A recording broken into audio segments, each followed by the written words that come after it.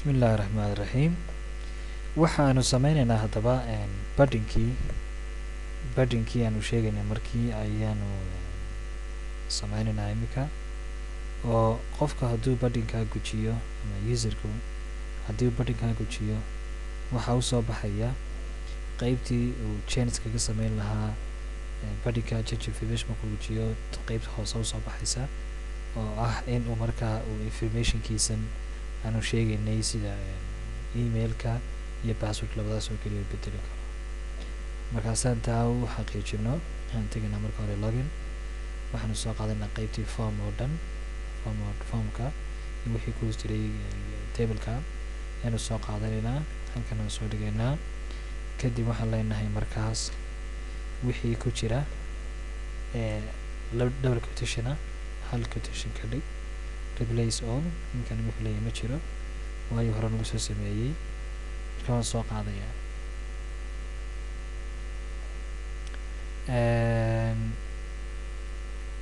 logintaada doonto way iska dayin karaysaa adoo soo qaadanaya markaa kii loona jiray sign upka informationkeedii, tablekeedii ama formkeedii waa kaa ilaa xagga u hooseysa. waxaan leenahay markaa xagankeen xaashadan maran, wax kale xaashadan ugu keeni mayna, waxaan u keenaynaa un waxaan ku sameyneynaa wixii double quotation halkaa ku jira ayaan leenahay naga bedel se markaa ugu shaqeyn karno in baan u baahannahay. soo qaadanaynaa waxaan leenahay haddaba halkan inuu dhameeye waxaan u baahannahay function cusub, function change info change user info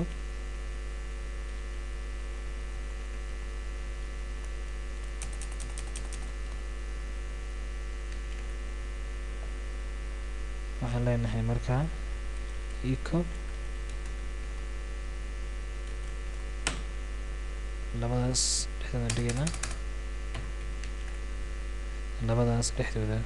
ayaynu dhigaynaa. halkan kalena waxaan leenahay markaa kale intaasaan soo qaadaynaa. halkana waxaan leenahay markaa if update info ama submit degiisa gudaa if submit, laakiin ma garanaya saas, wuxuu ku garanayaa post if post submit. markuu kaasi shaqeynayo waxaad sameynaysaa baan nidhi return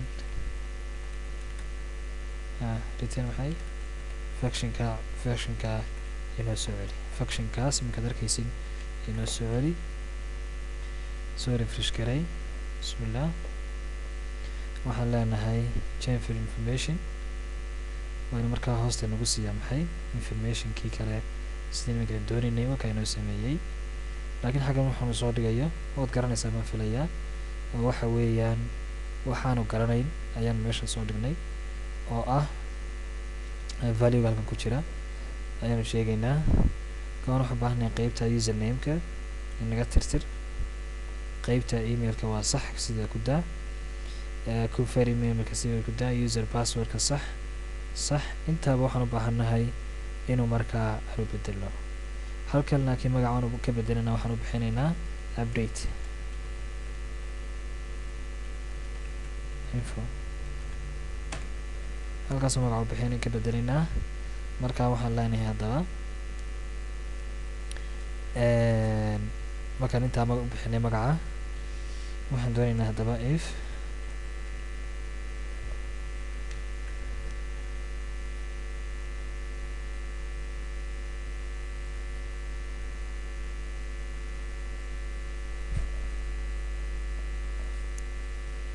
sidii caaniga ahayd ayaan sameyneynaa. halkan waxaanu soo qaadaynaa halkan inta inaa soo qaad, waxaan u baahnay ka saaraynaa, waxaan u tuuraynaa. waxaan u baahanay markaa user email waan u baahanahay, user password u baahanahay, saxan u baahanahay, rigid datekaas iyo utilitygaas qofka awood ma siin inuu bedelo.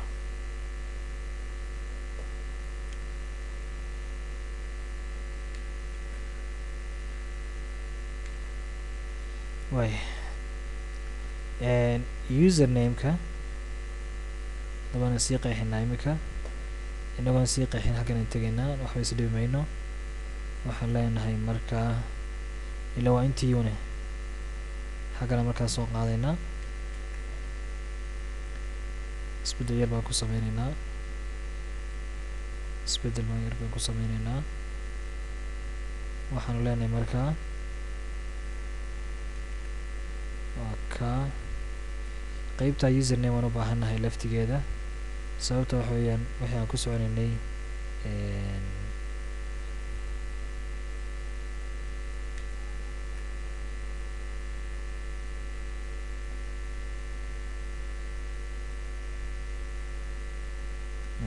صح username صح waa ka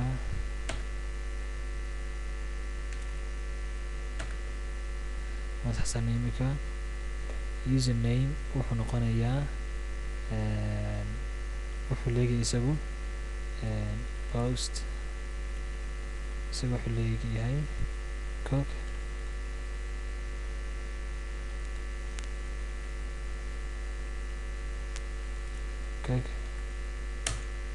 la yidhaahdo user, isagu kaasuu leeyahay. sax weeyaan, sax waxaanu soo qaadaynaa haddana intii nagu jirtay sign up-ka ee ahayd intaas aynu soo qaadaynaa,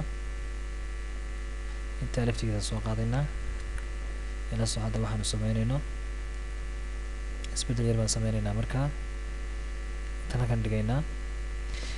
username or if post submit waan gartay ifta halkaa ka dhig if post submit laakiin maaha meeshu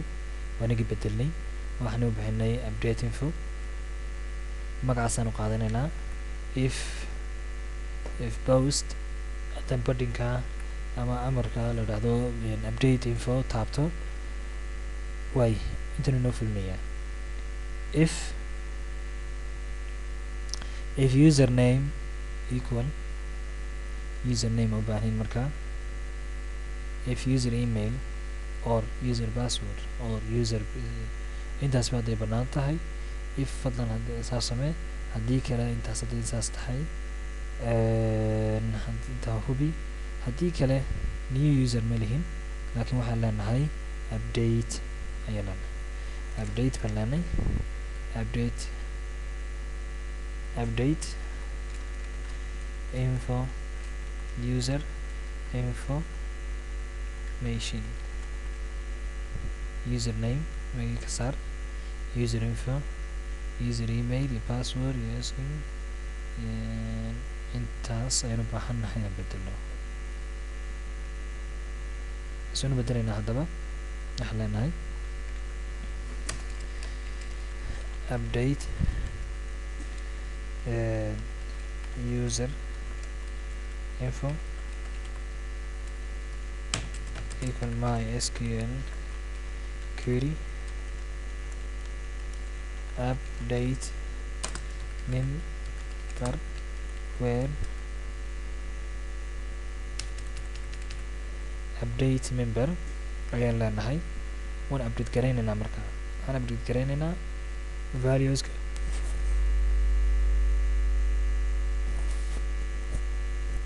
waxaa leenahay markaa set ku hagaaji, soo qaad haddaba waxaan tegaynaa halkan localhost sql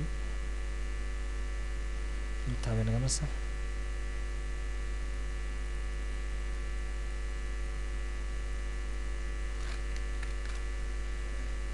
kusoo noqonaynaa kenii intaan u baahanay waa intaa.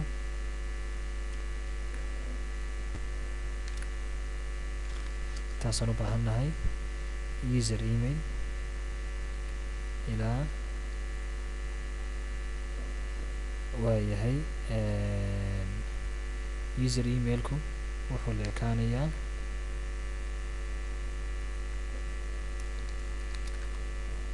kaasuu la ekaanayaa user passwordkuna wuxuu la ekaanayaa ka user question answer wuxuu la ekaanayaa isna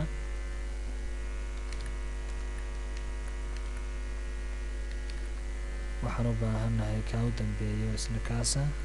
isna wuxuu la ekaanayaa ama la mid yahay wixii intaa ka dambeeya waan iska saaraynaa laakiin wuxuun baan leenahay where username equal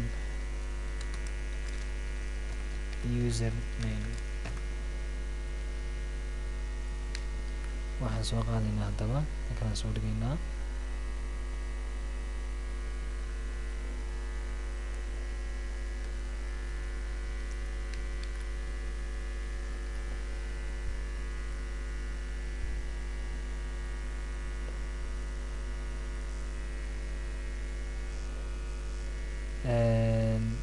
Sal Maxamed hababka badan ayaa jira aan ku samayn karno querygan iyo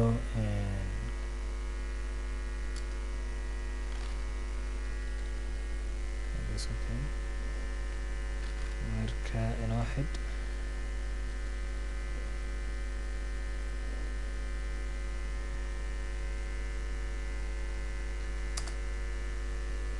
intaa kadib markaan intaas samayno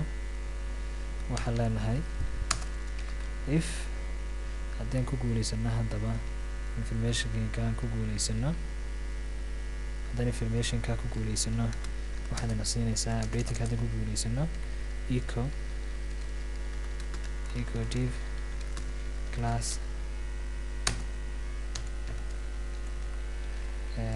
okay waad ku guulaysatay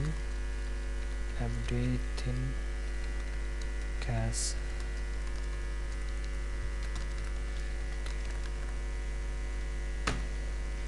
haddayna ku guulaysano haddayna laakiin ku guulaysan weyno if update ayaan soo fogaanay qowskaasoo khaldan ku yaala meesha ifon else haddii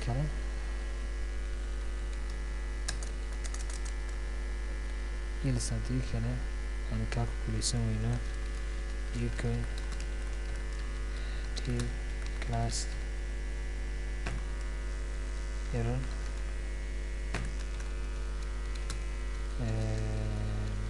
naga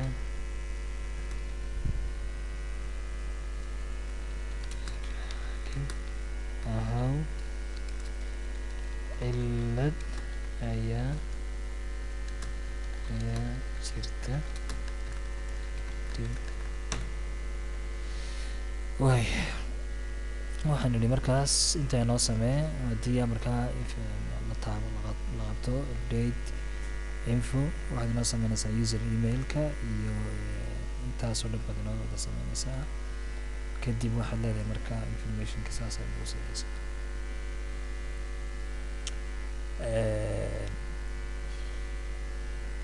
kan waxba saas xoran kanna saas nalaftiisa kadib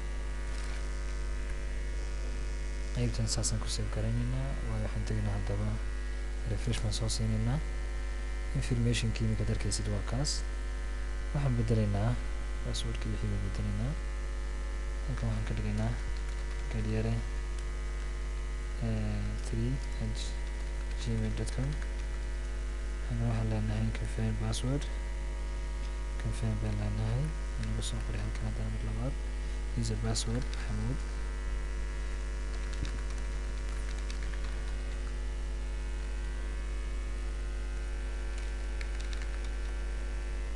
waxaas oo dhan bedelaynaa okay sign up update baan leenahay gudoomiye talama bedelnay misamay waa inaan horta bedelnaa emailka si aan markaa u ogaano informationka isbedelaya in kale user email kana bedelnaa garyare 2 at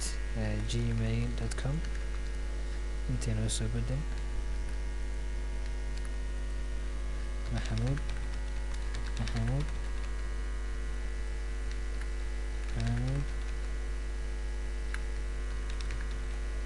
markaan eegno imika arbaan karaynaa imika isbedelayin kale wali wuxuu taagan yahay garyare taagan yahay soo refresh garay garyare 3 wali taagan yahay markaa lid baa jirta return functionkaas waa gartay waxna maanan bedelin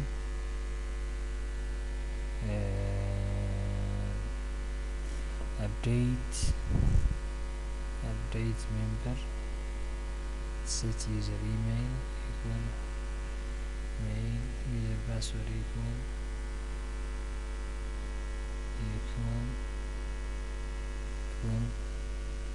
where username equal la duwataa aan ku celina haddaba ayaynu ku celino garyare 2 at gmail.com passwordka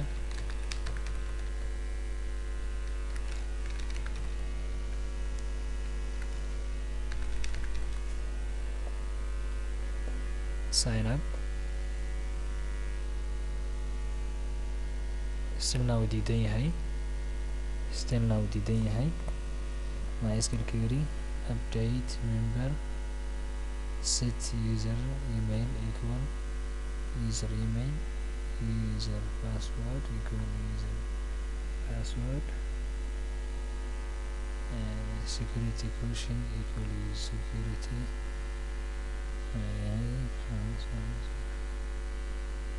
where username equal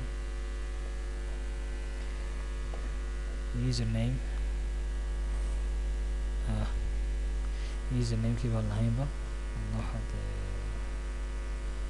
usernamekii baan lahayn usernamekana waa kaa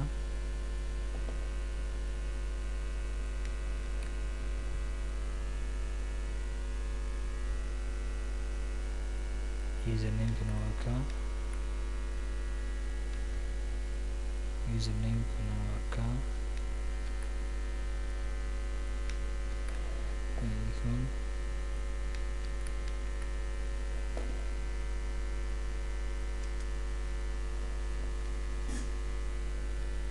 information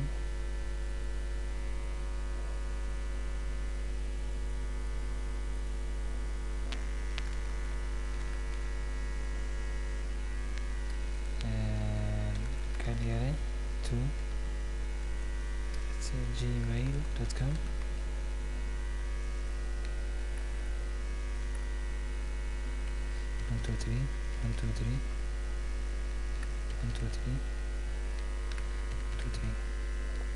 marka waan isbedelaa garyare 3gaasi waan isbedelaa garyare 2 still now ismaanu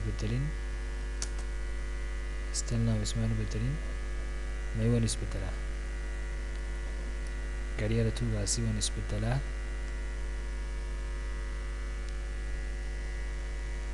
marka